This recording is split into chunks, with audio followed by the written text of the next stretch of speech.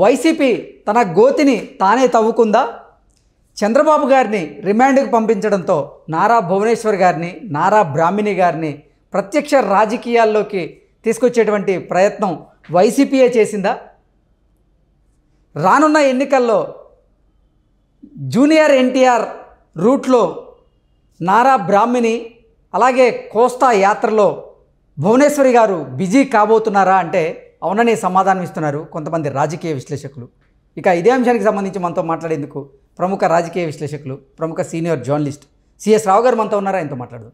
Sir నమస్తే. నమస్తే Krishna. Sir, YCP తాను తవ్వుకున్న గోతిలో తానే పడిందా?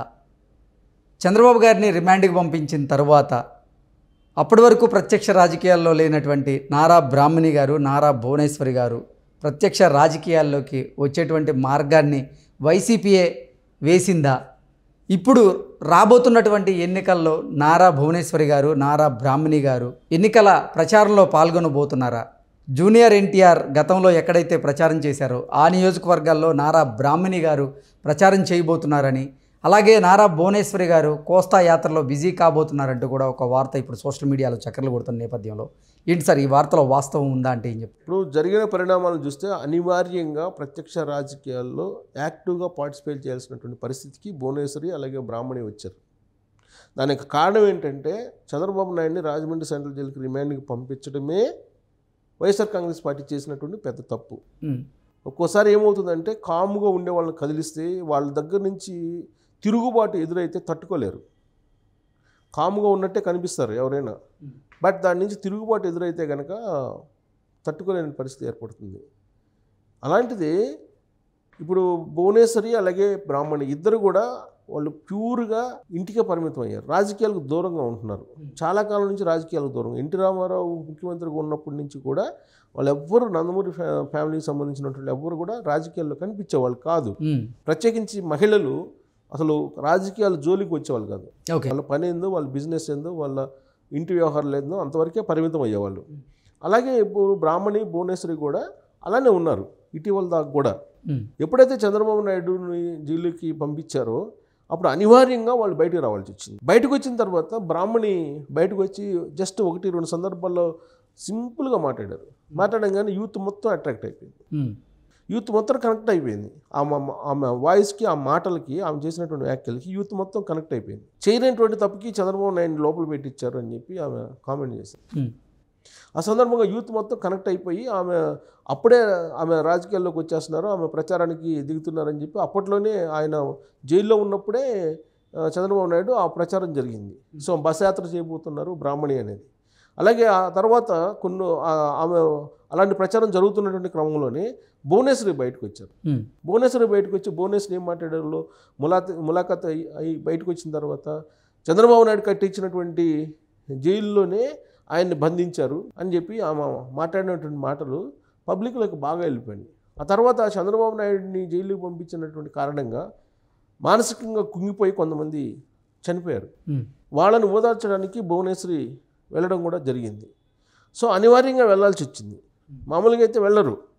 సో కాబట్టి ప్రజలు ఇప్పుడు ఆ ఎపిసోడ్లో వీళ్ళిద్దరిని ప్రజల్లోకి వెళ్ళారు కాబట్టి ప్రజలు కూడా వీళ్ళని కోరుకుంటున్నారు. యూత్ బ్రాహ్మణి కావాలని కోరుకుంటున్నారు. అలాగే భువనేశ్వరి మహిళా లోకం ఉంటే భువనేశ్వరి కూడా బయట రావాలి, ఫైట్ చేయాలి అని కోరుకుంటున్నారు. ఎందుకు అనుకుంటున్నారంటే అసెంబ్లీ వేదికగా చేసుకుని ఆమె శీలాన్ని చెంగించేలాగా వీళ్ళు వైఎస్ఆర్ కాంగ్రెస్ పార్టీ వాళ్ళు మాట్లాడారు కాబట్టి ఆమె బయటకు వస్తే కనుక మహిళా లోకం అంతా కూడా ఆమె వెంట నడిచేదానికి సిద్ధంగా ఉంది అనేది ఇప్పుడు సర్వేలు చెప్తున్నటువంటి సారాంశం. అందుకే ఇప్పుడు అటు బ్రాహ్మణి ఇటు భువనేశ్వరి ఇద్దరు కూడా రాబోయేటువంటి ఎన్నికల్లో యాక్టివ్ కాబోతూ ఉన్నారు. దానికి కారణం ఏంటంటే వైఎస్ఆర్ కాంగ్రెస్ పార్టీ వాళ్ళు చేసినటువంటి నిర్వాహకమే అనేది రాజకీయ వర్గాల్లో వినిపిస్తుంది. ఇదంతా ఒక ఎత్తు అయితే అసలు ఏ విధంగా వీళ్ళు రాబోయేటువంటి ఎన్నికల్లో కీలకం కాబోతున్నారు, రాజకీయాల్లో ప్రచారం చేయబోతున్నారు అని అంటే 2009 ఎన్నికల్లో జూనియర్ ఎన్టీఆర్ని ఉత్తరాంధ్ర మొత్తం కూడా పర్యటన చేసేలా బ్లూ ప్రింట్ని తయారు చేసి అప్పుడు ఉత్తరాంధ్ర మొత్తం ప్రచారానికి పంపించింది జూనియర్ ఎన్టీఆర్. ఆ సందర్భంగా జూనియర్ ఎన్టీఆర్కి వచ్చినటువంటి క్రేజ్ రాజకీయ వర్గాల్లో ఇప్పటికీ మర్చిపోలేంది. అప్పటి నుంచి ఆయన తెలుగుదేశం పార్టీలో ప్రత్యామ్నాయం ఆయనే అనేటువంటి నమ్మేటువంటి వాళ్ళు చాలామంది ఉన్నారు ఇప్పటికీ కూడా. ఆయన దూరంగా ఉన్నప్పటికి కూడా తెలుగుదేశం పార్టీకి గత కొంతకాలంగా ఆయన దూరంగా ఉంటున్నారు. అయినప్పటికీ సినిమాల్లో బిజీగా ఉన్నప్పటికీ ఇప్పటికీ కూడా ఆ క్రేజ్ని మర్చిపోలేకపోతున్నారు. అప్పట్లో సీనియర్ ఎన్టీఆర్ మాదిరిగా ఆయన ఏం చేశారు, డ్రెస్ కోడ్గా సీనియర్ ఎన్టీఆర్ మాదిరిగా కాకి ప్యాంటు కాకి డ్రెస్ వేసుకొని సీనియర్ ఎన్టీఆర్ హావభావాలతోటి ప్రసంగిస్తే పబ్లిక్ వచ్చారు, ప్రజాదరణ కనిపించింది జూనియర్ ఎన్టీఆర్కి. కాబట్టి ఈసారి అదే రూట్లో బ్రాహ్మణిని పంపించాలి అనేటువంటి ఆలోచన చేస్తూ ఉన్నారు. ఎన్టీఆర్ మనోరాలిగా ఆమె రాష్ట్ర ప్రయోజనాలు కాపాడేందుకు ఆమె బయటికి రాబోతున్నారు, బస్సు యాత్రకు శ్రీకారం చుట్టబోతున్నారు అని చెప్పి ఇప్పుడు తెలుస్తుంది. ఎప్పుడు వచ్చేటువంటి అవకాశం ఉందంటే ఫిబ్రవరి ఫస్ట్ వీక్లో బస్సు యాత్ర ఉండేటువంటి అవకాశం ఉంది. బ్రాహ్మణ బస్సు యాత్ర అనేది ఇప్పుడు తెలుస్తుంది. ఎందుకంటే జనవరి మొత్తం కూడా పార్లమెంట్లో వేదికగా బహిరంగ సభలు పెడుతున్నారు చంద్రబాబు నాయుడు, పవన్ కళ్యాణ్. ఫిబ్రవరి నుంచి ఒకవైపు ఉత్తరాంధ్రలో బ్రాహ్మణి బస్సు యాత్ర, మరోవైపు భువనేశ్వరి కోస్తా ఆంధ్రాలో ఆమె పర్యటన ఉండేటువంటి అవకాశం ఉంది ఎంపిక చేసిన చోట. అలాగే చంద్రబాబు నాయుడు జైలుకి వెళ్ళినప్పుడు ఎవరైతే ఆత్మహత్యకు పాల్పడ్డారో ఆ కుటుంబాలని కొంతమందిని పరామర్శించారు. మిగిలిన కుటుంబాలకు కూడా ఆమె వెళ్ళి పరామర్శించేటువంటి కార్యక్రమానికి కూడా మళ్ళీ ఇప్పుడు తయారు చేస్తున్నారు. సో భువనేశ్వరి కూడా కోస్తాంధ్రలో పర్యటించేటువంటి అవకాశం ఉంది. ఇక రాయలసీమలో ఆల్రెడీ బాలకృష్ణ ఉన్నారు. బాలకృష్ణతో పాటు కొంతమంది ఇప్పుడు నందమూరి ఫ్యామిలీ నుంచి కొంతమంది హీరోలు కూడా ప్రచారానికి వెళ్ళేటువంటి అవకాశం ఉంది. అలాగే పవన్ కళ్యాణ్, చంద్రబాబు నాయుడు వీళ్ళందరూ రాయలసీమలో ఉన్నారు. ప్రత్యేకించి జూనియర్ ఎన్టీఆర్ రూట్లో 2009లో ఏ విధంగా అయితే ప్రచారం చేసి హైలైట్ అయ్యాడు జూనియర్ ఎన్టీఆర్ రాజకీయాల్లో, పార్టీ గెలవకపోయినప్పటికీ బ్రాహ్మణి అదే రూట్లో వెళ్ళి ఉత్తరాంధ్ర వాళ్ళ మనసులను దోచుకునేందుకు, అలాగే యూత్ని ఆకట్టుకునేందుకు ఆమె బస్సు యాత్ర చేయబోతున్నారు అనేది. అంటే కేటగరైజ్ చేస్తున్నారు ఏ రూట్లో ఎవరు, భువనేశ్వరి కోస్తాంధ్రలో ఎలా, అలాగే ఉత్తరాంధ్రలో బ్రాహ్మణి ఎలా ప్రచారం చేయాలనే దాని మీద బ్లూ ప్రింట్ తయారు చేస్తున్నారు. అందుకే ఈసారి చావో రేవో తెలుసుకునేందుకు ఇప్పుడు నారా నందమూరి ఫ్యామిలీలు సిద్ధమవుతున్నటువంటి క్రమంలో ఆ ఇంట్లో ఎప్పుడు బయట రానటువంటి మహిళలు కూడా ఇప్పుడు బయట రావాల్సిన పరిస్థితి ఏర్పడింది. ఆ పరిస్థితి రావడానికి కారణం జగన్మోహన్ రెడ్డి యొక్క పరిపాలన అని చెప్పి, ప్లస్ రాజధాని కోసం గాజుల్ని బహుమానంగా ఇచ్చినటువంటి భువనేశ్వరి ఇప్పుడు రాష్ట్ర ప్రయోజనాల కోసం ఆమె కూడా బయటకు రావాలని చెప్పి అనుకుంటున్నారు.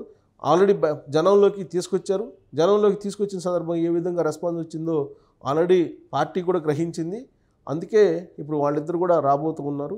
గతంలో వైఎస్ఆర్ కాంగ్రెస్ పార్టీ కామ్గా ఉన్నంత వరకు వాళ్ళు కామ్గా ఉన్నారు. సోషల్ మీడియాలో వాళ్ళ మీద పోస్టులు పెట్టినప్పుడు కూడా అసభ్యంగా వాళ్ళు ఎప్పుడు బయట రాలా.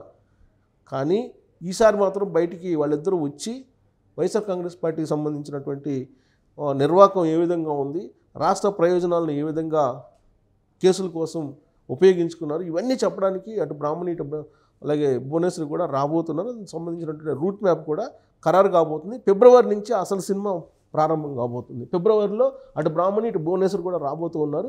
దీనికి కారణం ఏంటంటే పరోక్షంగా లోకేష్ని తిరుగులేనటువంటి నాయకుడిగా తయారు చేయడంలో వైఎస్ఆర్ కాంగ్రెస్ పార్టీ తెర వెనుక బాగా పనిచేసింది. అలాగే బ్రాహ్మణి భువనేశ్వరిని ప్రత్యక్ష రాజకీయాల్లో చురుగ్గా పాల్గొనేలాగా చేసింది కూడా వైఎస్ఆర్ కాంగ్రెస్ పార్టీయే. సో అందుకే వైఎస్ఆర్ కాంగ్రెస్ పార్టీ తాను తీసినటువంటి గోతిలో తానే పడుతున్నట్టు కనిపిస్తూ ఉంది అనేది ఇప్పుడు రాజకీయ వర్గాల్లో నడుస్తున్నటువంటి చర్చ. Okay sir, thank you so much. Thank you.